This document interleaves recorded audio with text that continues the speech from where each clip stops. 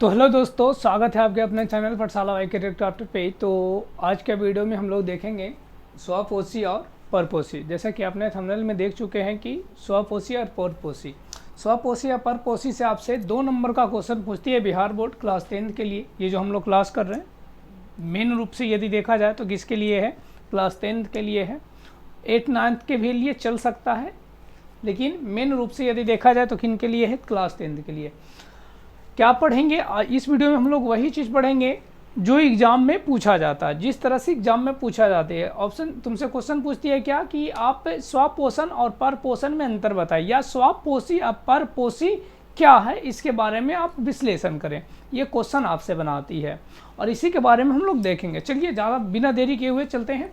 एक बात और क्या कि जो हमारे चैनल पे जो भी वीडियो आप देख रहे हैं ना, उसमें ज़्यादातर बच्चे जो होते हैं बिना सब्सक्राइबर वाले, मतलब कि जो आप बिना सब्सक्राइब किए हुए हैं। तो आपको यदि वीडियो अच्छा लगता है तो सब्सक्राइब कर लिए, उसके लिए आपको कोई चार्ज ऐसा कुछ देना नहीं पड़ता है, ठीक है। इससे क्या होता है कि हमें मोटिवेशन एक तरह से होती है कि नहीं, हम जो काम कर रहे हैं उसमें कुछ प्रॉफिट हो रही है, ग्रोथ हो रहा है, ठीक है। तो बस यही क्या, यदि आप नए चैनल पे नए हैं तो चैनल को क्या कर लेना है? सब्सक्राइब कर लेना है। चलिए, बाकी आपको वीडियो कैसा लगता है इसके बारे में कमेंट करके ज़रूर बताया करें, ठीक है। चलिए देखा जाता है हमारे पास क्या है क्वेश्चन। देखिए किस तरह से आपसे क्वेश्चन पूछती है। क्वेश्चन पूछेगा क्या कि आप स्वपोषी और परपोषी में हमें अंतर स्पष्ट करके बताएं। तो देखते हैं क्या है जो देखिए क्या क्वेश्चन है। स्वपोषी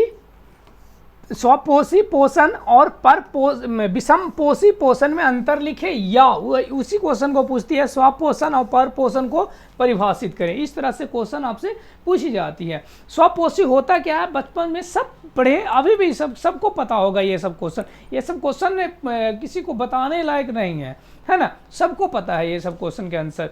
लेकिन फिर भी ये जो क्वेश्चन जिस तरह से पूछती है उस तरह को आपको लेवल पता होना चाहिए कि कैसे हम लिखेंगे, किस तरह से लिखते हैं, तो हमें नंबर दिया जाता है।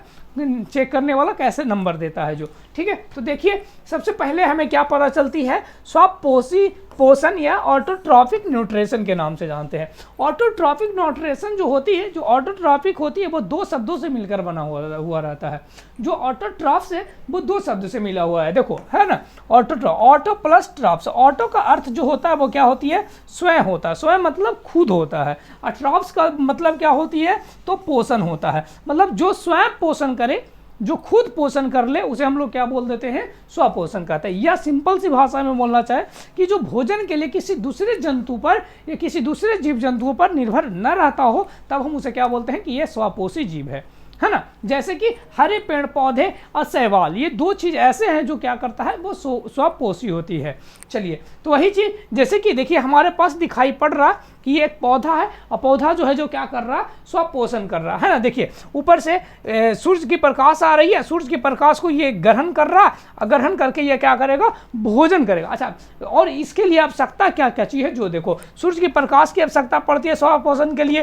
कार्बन डाइऑक्साइड की जरूरत पड़ती है, मिनरल्स और वाटर की जरूरत पड़ती है जो जड़ से ले लेता है, और कार्बन डाइऑक्साइड वायुमंडल से ले लेता है, और ये सूर्य की प्रकाश तो जो सनलाइट होती है वो सूर्य से ले लेता है।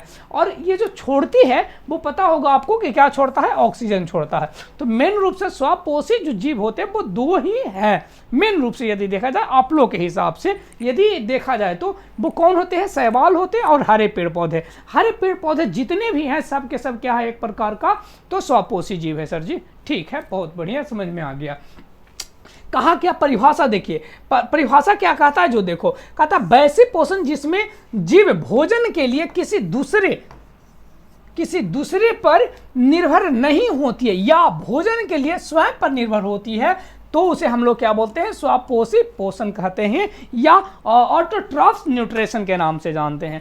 पेड़ पौधा हम पे निर्भर नहीं होता है, वो निर्भर रहता है किस पे? सूर्य की प्रकाश पे निर्भर रहता है, कार्बन डाइऑक्साइड पे निर्भर रहती है, फिर वाटर और न्यूट्रिशन पे निर्भर रहती है, जो खनिज लवण जो होती है जो वो जड़ से वो ले लेता है, और वो निर्भर रहता है किस पे? यही 4 चीज पर ज्यादातर ये निर्भर होता है। ज्यादातर ये 4 चीज इसे जरूरत पड़ती है पोषण करने के लिए। चलिए फिर कहता है क्या? ये तो पता चल निकल गया, हरे पेड़ पौधे दिखाई पड़ रहा, और एक क्या दिखाई पड़ रही है हमारे पास, शैवाल। शैवाल भी एक प्रकार का हरे पेड़ पौधा है, लेकिन लिख दिया गया यहाँ पे, ठीक है। चलिए आगे देखा जाए, ऐसे मेन रूप से देखा जाए तो हरे पेड़ पौधे।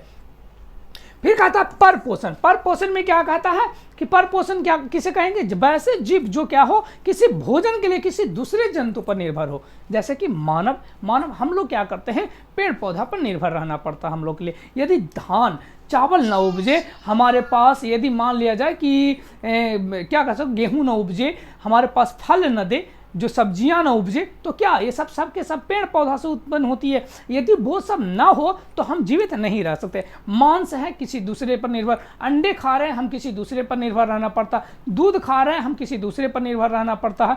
तो ये सब किसी दूसरे पर जो जंतु निर्भर करता है, इसका मतलब कि वो जीव क्या कहलाती है, परपोषी जीव कहलाती है, ठीक है। वही चीज है हेट्रोन्यूट्रिशन, मतलब हेट्रोट्रॉफिक न्यूट्रिशन के नाम से जानते हैं। अच्छा, ये भी दो शब्द से मिलकर बना हुआ रहता है। कितने शब्द से मिलकर बना हुआ रहता है, दो शब्द से। एक शब्द हेट्रोट्रॉप्स जो है, हेट्रोट्रॉप्स को हेट्रो प्लस ट्रॉप्स के नाम से जानते हैं, हेट्रो प्लस ट्रॉप कहते हैं, दो शब्द से मिलकर बना होता है। हेट्रो का मतलब होता है विषम, भिन्न या पर कहते हैं, मतलब किसी दूसरे पर या किसी विषम पर, यह जो है मतलब कि हेट्रो का अर्थ होती है। और ट्रॉफ का मतलब क्या होता है, अभी पीछे भी पढ़े थे, क्या था, पोषण था। तो किसी दूसरे पर रहकर, मतलब किसी दूसरे पर भोजन के लिए आश्रित रह रहा है, तो वो जंतु क्या कहला जाएगा, तो परपोषी कहला जाएगी। जैसे मानव हो गया, जानवर हो गया, पक्षी हो गया, ये सब के सब है जो तुम्हारा क्या है, परपोषी है, या परपोषण की विधि द्वारा ये भोजन को ग्रहण करता है, ठीक है। चलिए, तो कहा परिभाषा देख ले, पोषण की वैसी विधि जिसमें कोई जीव भोजन के लिए किसी दूसरे जीव पर या किसी दूसरे पर निर्भर होते हैं, तो उसे क्या कहते हैं कि वो परपोषी जीव है, या परपोषण विधि द्वारा ये कर रहा है, ठीक है। तो ये था हमारा स्वपोषी और परपोषण में अंतर। परपोषी को यदि देखा जाए तो मुख्यतः 3 प्रकार के होती है। प्रकार यहाँ पे नहीं क्वेश्चन तुमसे पूछा, लेकिन फिर भी हम चर्चा कर देते हैं कि प्रकार कितने प्रकार के होते हैं, तो 3 प्रकार के होते हैं, मुख्य रूप से 3 प्रकार। एक का नाम होते हैं मृतजीवी, दूसरा का नाम होती है परजीवी, तीसरा का नाम होती है प्राणी संविधि। ये 3 प्रकार के कौन होते हैं, तो सर जी परपोषी होते हैं। परपोषी यदि कोई जीव है तो वो 3 तरह से भोजन को ग्रहण कर लेगा। कैसे ग्रहण करेगा, किसी पर मतलब मरे हुए जीव पर रहकर भोजन ग्रहण कर सकता है, तो मृतजीवी कहलाती है। परजीवी किसी दूसरे पर रहकर, वो अस्थायी रूप से रहकर यदि भोजन को ग्रहण करेगा, तब हम उसे परजीवी कहते हैं। जैसे मच्छर हो गया, इसमें कवक हो जाएगा, बैक्टीरिया हो जाएगा, प्रोटोजोआ हो जाएगा। फिर प्राणी सम की बात करें, प्राणी जैसा यदि भोजन कोई करे तो समझ जाएगा कि हम उसे क्या कहते हैं, प्राणी सम पोषण के नाम से जानते हैं। तो ये था हमारे पास वो छोटा सा टॉपिक था, स्वपोषी या परपोषी में अंतर। तो चलिए, ये वीडियो आपको अच्छा लगता है तो वीडियो को आप क्या करें, लाइक करें, कमेंट करके बताएं कि हाँ सर वीडियो आपको कैसा लग रही है, मतलब कैसा अनुभव हो रहा है, या जो हम जिस चीज़ के लिए यहाँ पे आए थे वो चीज़ हमें प्राप्त हो चुकी है। तो चलिए फिर मिलते हैं नेक्स्ट वीडियो में नए टॉपिक के साथ। तो तब तक के लिए जय हिंद, थैंक्स फॉर वॉचिंग।